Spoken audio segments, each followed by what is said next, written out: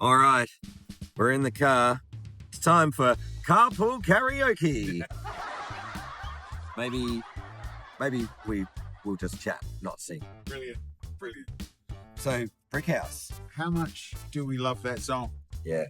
Love that song. So you've been singing it for a couple of weeks? This is a little bit embarrassing, so just keep this quiet between us. I've been singing that song since I was a young musician. I've always had an affinity for soul bands and that whole kind of rhythmic, kind of roots music thing. I discovered Brick House. It was actually a soundtrack in a movie that I saw when I was a young lad. And just went, I really like that song, and I've been singing it, and I still get the words wrong.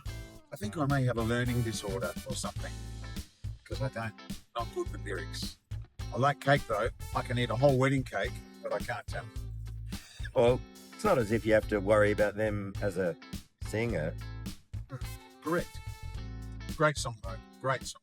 When you put a camera in, it changes everything. It does. Do you know how many times I've sung this? I've been singing it longer than the Commodores have. What shit? And I still mess it up. Unbelievable. How could you not love the Commodores? Seriously, if you're into groovy music, those boys had some great songs, did they not? So I would have said, yes, Lionel Richie as well, but you know this because I asked you before. Lionel Richie doesn't sing the lead vocals to Brick House. No, he doesn't. You know, But it was Walter Clyde Orange, I think, was the name of the singer, who was also the drummer, I think. okay. I've got a feeling they were kind of like setting up in the studio doing like a sound check. And I think it was the bass player started doing that groove, that riff. He was playing the riff. And I said, what's that? He goes, I don't know, man. I just playing around. So they decided they'd expand on it.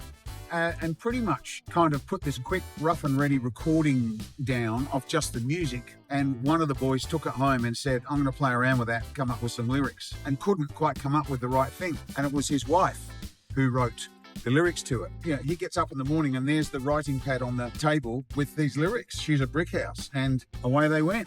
What a great song. Great song. It's got that funky dum dum dum dum. You know, it's classic 70s disco.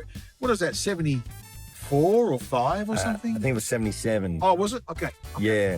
So it was disco era, but it's really quite funk if you think about it, wouldn't you say? It's correct. Yeah. There we go.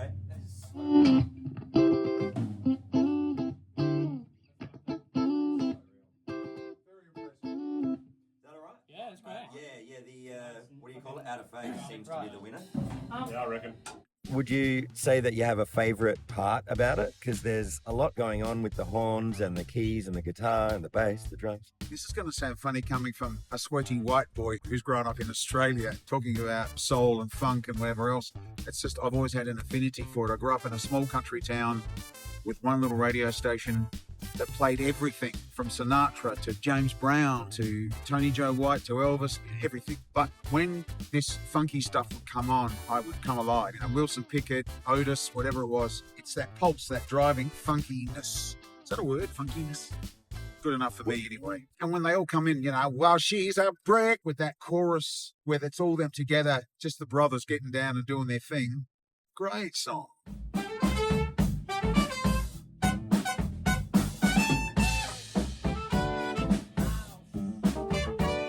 And so there's a couple of notes that are quite up there in your range. It's nice to hear you being able to really belt it out. Fortunately, I had a jacket on that covered the little bit of wee that came out when I was trying to hit those notes. So, but yeah, that's a good range for me. I don't have that crazy, insane high voice, you know. So it's interesting, isn't it, how you'll tend to gravitate around songs and start liking songs that are sort of in your key, you know, that are easy for you to sing. I definitely understand that. I'm very passionate about, you know, funky old soul and, you know, there's some great disco stuff, you know, Kool and the Gang, Commodores. I love all that stuff. I just do. Can't help it. Difficult to make a living singing that stuff exclusively in Australia. It comes from the heartland of America and it's in American culture. But, you know, there's plenty of Aussies that love that music, but that's not what we were writing. And, you know, there's been some great Aussie soul singers and things, but that's not our culture, you know.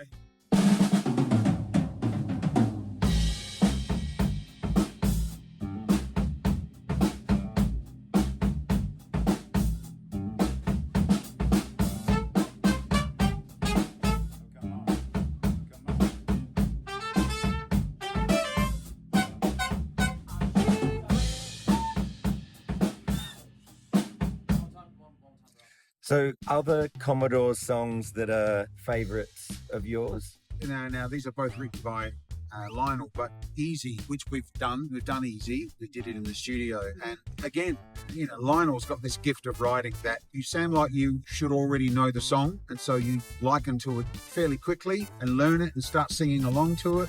Probably because we're hurtling along the freeway at ludicrous rates of knottage right now, I cannot think of any more Commodore songs, but there's some great ones. There's, I just can't, I'm sorry.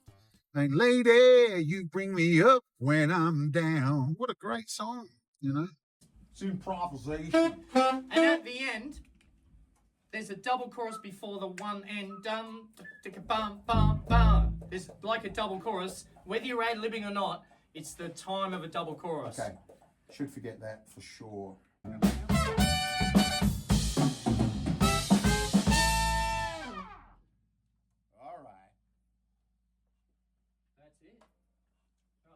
I don't know if I nailed the verse, but I was closer. It was great. It was so much better. Okay. That was great. You happy, guys? I'm sweating my ass off now. That was hard work.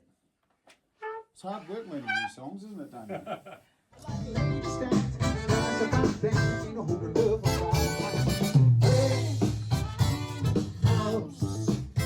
Sounds like the song. We're professionals, mate. What's going on?